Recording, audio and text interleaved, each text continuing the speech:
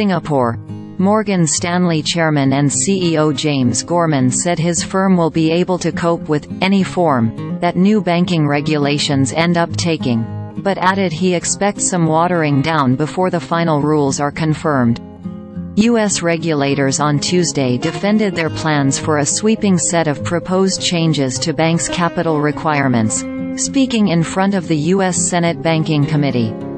They are aimed at tightening regulation of the industry after two of its biggest crises in recent memory: the 2008 financial crisis, and the March upheaval in regional lenders.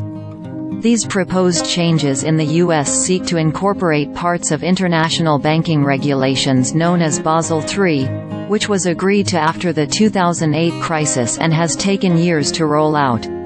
Regulators say the changes in the proposals are estimated to result in an aggregate 16% increase in Common Equity Tier 1 capital requirements, which is a measure of an institution's presumed financial strength and is seen as a buffer against recessions or trading blowups.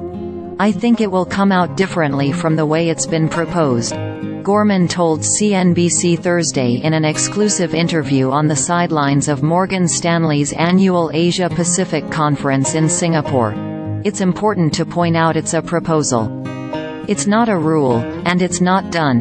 I think the U.S. banking regulators are listening," Gorman added. "I've spent many years with the Federal Reserve. I was on the Fed board in New York for 6 years, and I just think they are trying to find the right answer.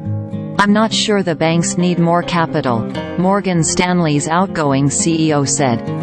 "In fact, the Fed's own stress test says they don't.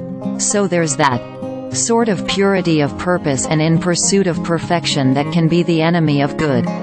Whatever the outcome though," Gorman said his New York-based bank will be able to manage. "We have been conservative with our capital. We run a CET1 ratio, which is among the highest in the world, significantly in excess of our requirements, so we're ready for any outcome. But I don't think it will be as dire as most of the investment committee believes it will be," Gorman said.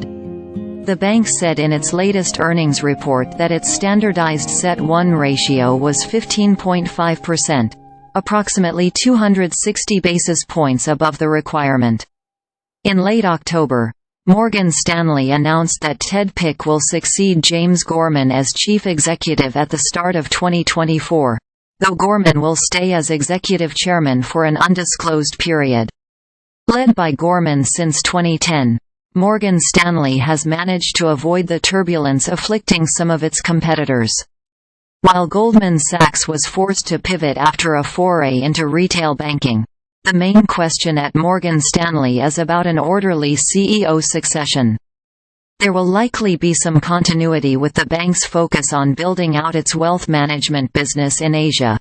"We think there's going to be tremendous growth," Gorman said Thursday, "so we would like to do more."